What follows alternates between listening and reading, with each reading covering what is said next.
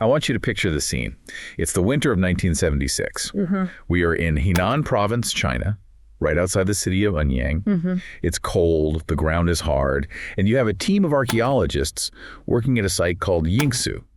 Now, this is the ruin of the ancient capital of the Shang Dynasty, so they know they're walking on history. Right. But, usually when you're digging in this specific area, you have to manage your expectations pretty heavily. You really do. Because historically, tomb raiding in this region isn't a modern crime. It's an ancient profession. It's almost as old as the tombs themselves. So by the time someone gets a shovel in the ground. By the time modern archaeologists get there, usually they find empty chambers, maybe some pottery shards, maybe a few broken bones, but the good stuff, the bronze, the jade that was stripped away centuries ago. Exactly. It's usually a cleanup job. But on this specific dig, the shovel strikes something different. It's not soft earth, and it's not the scattered debris of a looted grave. They hit something hard. They hit a layer of hard red lacquer.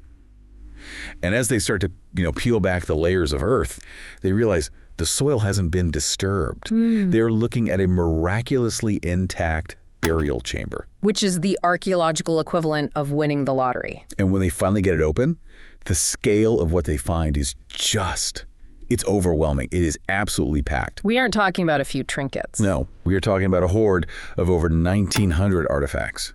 Massive bronzes, hundreds of jades, ivory carvings. It was dense. It remains one of the most significant, if not the most significant, undisturbed find in the history of Chinese Bronze Age archaeology. But here is the thing that really gets me. The shock wasn't just the gold or the jade, though we are definitely going to talk about that because the craftsmanship is insane. The real shock was the occupant. For the longest time, the history books, and frankly a lot of assumptions about the ancient world, told a specific story about gender. Then they started reading the inscriptions on the bronze vessels in this tomb. And they realized they were looking at a woman who lived 30,200 years ago. Her name was Fu Hao. And Fu Hao is such a disruptive figure for historians because she completely defies the boxes we try to put ancient women into. That is what we are here to unpack today. Yeah. Because this single discovery didn't just add a name to a list. It effectively rewrote the history of the Shang Dynasty. Yeah.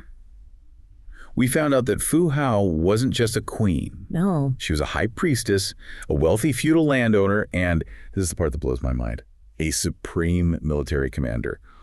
All at the same time. It really is a case of a single biography forcing us to rethink the structure of an entire civilization.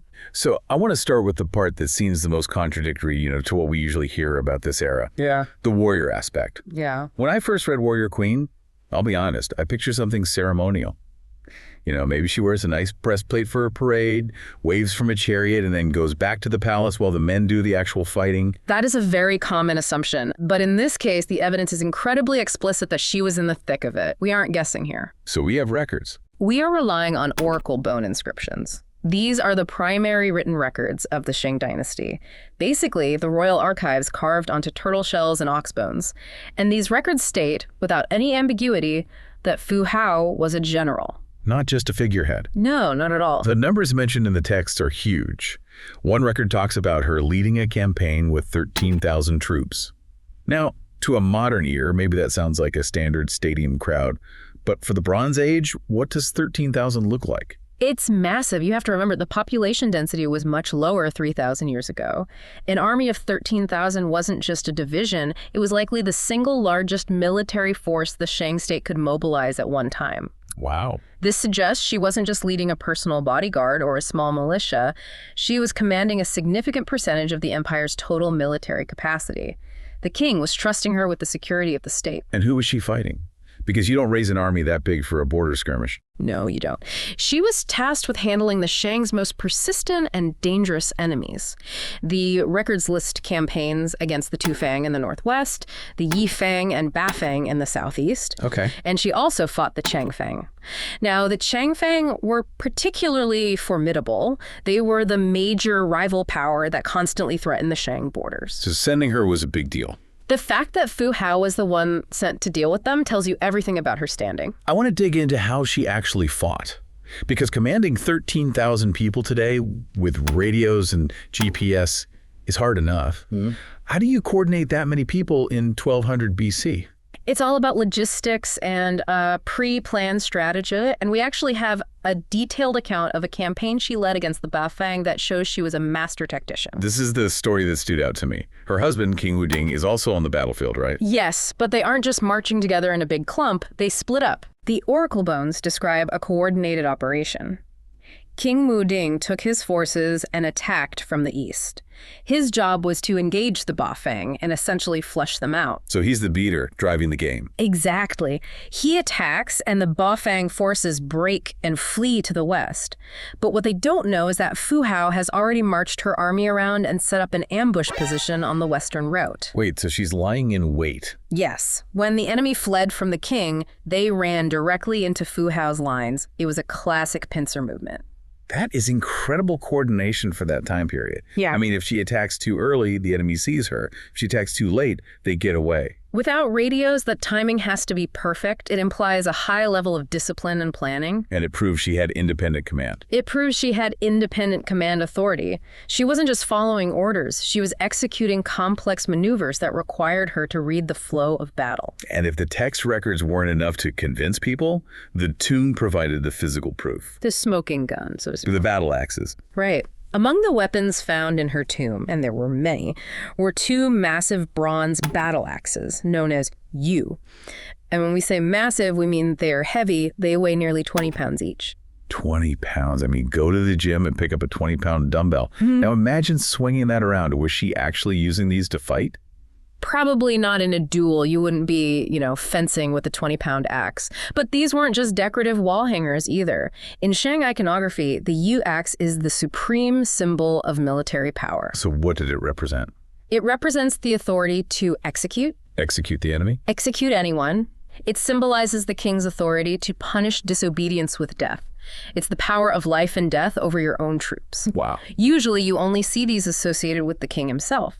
Finding two of them in a woman's tomb, inscribed with her name, confirms that her role as a general was a formal legal office. She held the axe. She called the shots. That distinction, the power of execution, really shifts the perspective. She wasn't a mascot. She was the law on the battlefield. But then you look at the other side of her life, and it's almost a complete 180. She wasn't just a general. She was also deeply involved in the spiritual life of the kingdom. This is where we have to understand the Shang worldview. Today, we separate church and state, or politics and religion. For the Shang, they were the same thing. So the king's power came from his ability to communicate with the ancestors, he was the bridge. So usually the king is the chief priest. Precisely. But the records show Fu Hao stepping into this role too, which was exceptional. She was conducting high-level sacrifices and, most importantly, divination. Okay, we've mentioned divination and oracle bones a few times. Can we slow down and explain what that actually looked like? I think people imagine someone just looking at tea leaves. It was much more industrial and visceral than that. So you would take a carefully prepared ox shoulder blade or a turtle shell, specifically the plastron, the belly shell. Right. You would drill small hollows into the back of it. Then during the ceremony, you would take a heated metal brand, a glowing hot poker, and press it into those hollows. And the heat makes it crack. Yes. The heat causes the bone to expand and snap. Crack. That sound was interpreted as the voice of the ancestors. The shape of the crack determined the answer, auspicious or inauspicious. And then they'd write on it. Then a scribe would carve the question and the answer right onto the bone. And Fu Hao was the one holding the poker. In many cases, yes. She was the one interpreting the will of the spirits. And we know this because we found her ritual gear. Her tomb contained massive bronze vessels-ding tripods and Jia wine vessels inscribed with her name. So these weren't just gifts sitting on a shelf. No, analysis shows they were used. She used them to offer grain, wine, and yes, human captives to the ancestors. In Shang society, having the authority to speak to the gods is the ultimate form of legitimacy. It means you aren't just powerful on Earth. You are powerful in the cosmos. Talk about a power couple. Yeah. But there's another layer here that surprised me. We have the military power, the religious power, but she also had economic power. I kind of assumed that as a queen, she just lived off the king's wealth. But that's not the case, is it? Not at all. She was a feudal lord in her own right. The oracle bones mention that she held a fiefdom, her own territory outside the capital. So she's a landlord.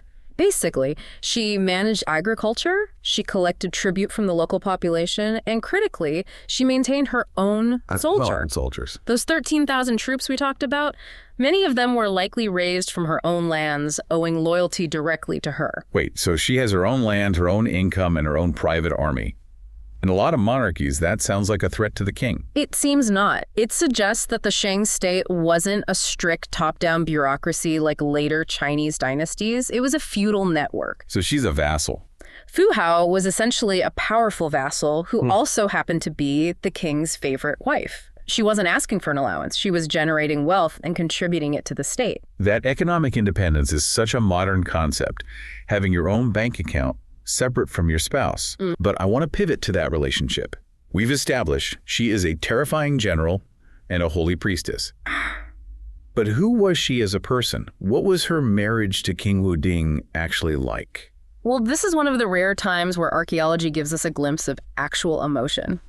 First, the basics. Fu means lady or noble woman.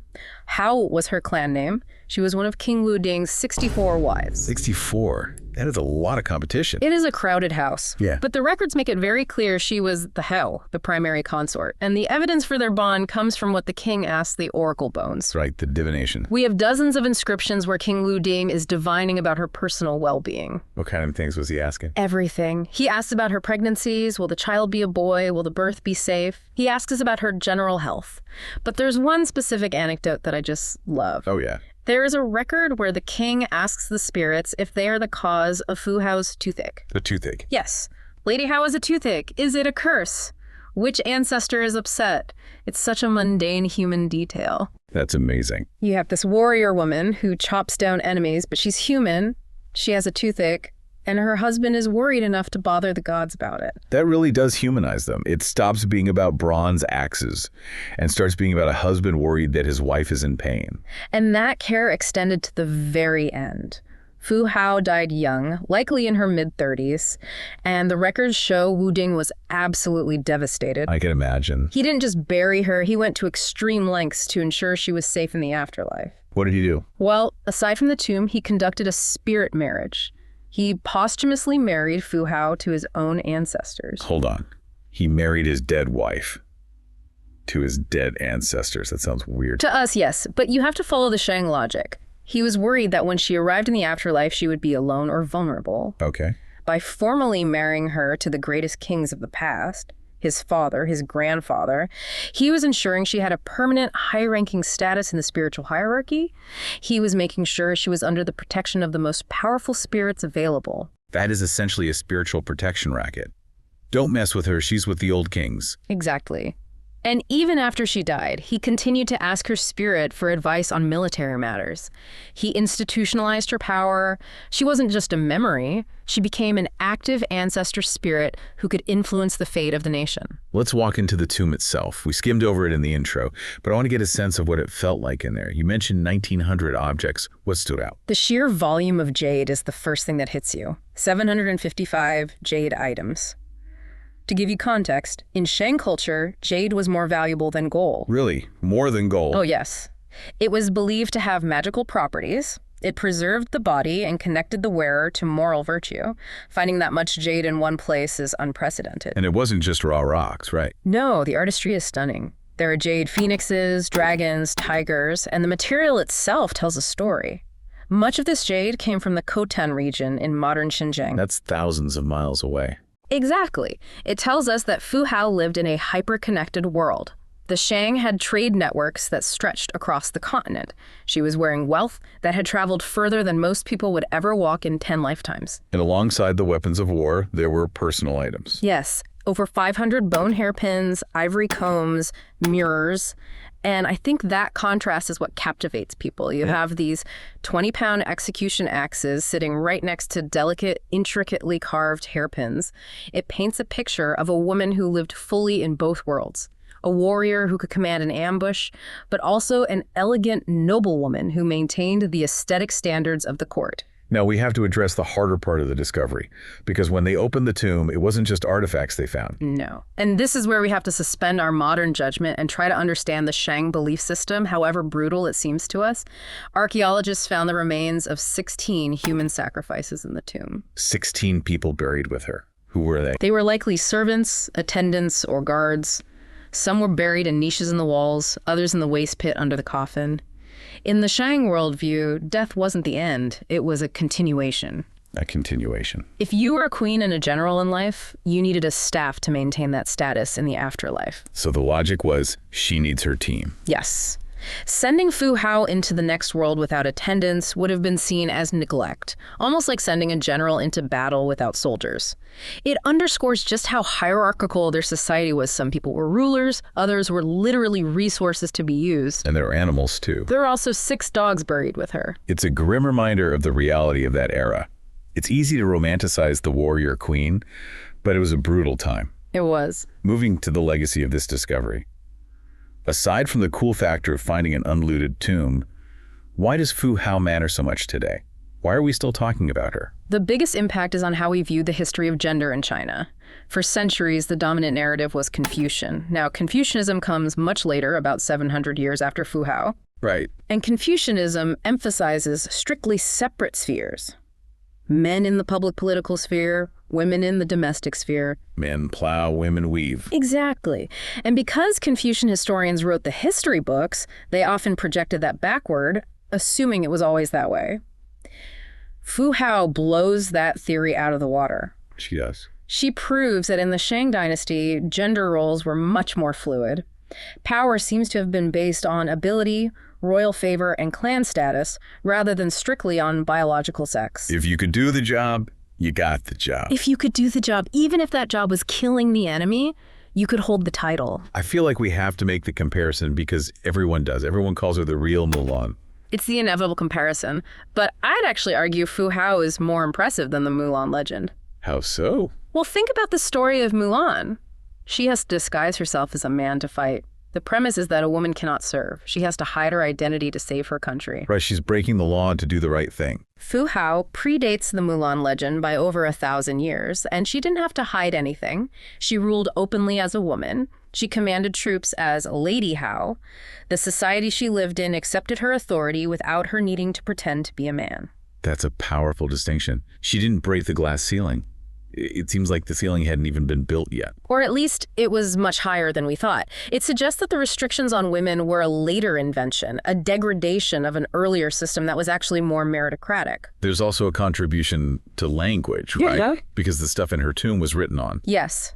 The inscriptions on her ritual bronzes are some of the earliest examples of Chinese writing we have.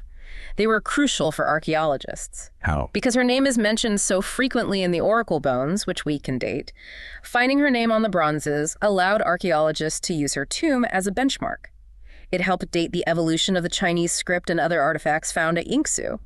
She basically provided the timestamp for the entire site. So she's a time capsule, a general, a queen, and a window into a lost way of life.